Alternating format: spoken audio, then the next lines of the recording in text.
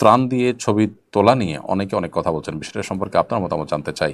Photo সেশনের জন্য ছবি তোলার জন্য ছবি তোলা, মানুষকে দেখিয়ে বাহবা নেওয়ার জন্য, জাস্ট লোক দেখানোর জন্য ছবি তোলা, এটা অনুচিত।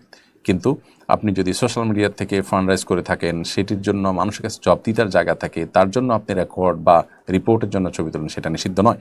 তবে সেক্ষেত্রে মানুষের প্রাইভেসির বিষয়টাকে খুব গুরুত্বের সাথে দেখা উচিত। আমরা আসনা ফাউন্ডেশন থেকে যে ত্রাণ কার্যক্রম পরিচালনা করি, আমরা সোশ্যাল মিডিয়া থেকে সেই টাকাটা কালেক্ট করি এবং সেই টাকায় আমরা কিন্তু মানুষকে দিয়ে থাকি, মানুষের মধ্যে ব্যয় করে থাকি।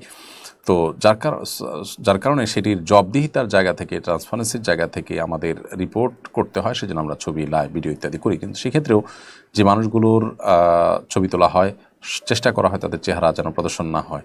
যারা তাদের ছবি তোলাতে আপত্তি করেন না বা অনুমোদন দিয়ে থাকেন, তাদেরটাই আমরা সাধারণত প্রচার করার চেষ্টা করে থাকি। তবে অন্যদেরও এই বিষয়গুলো মাথায় রাখা দরকার।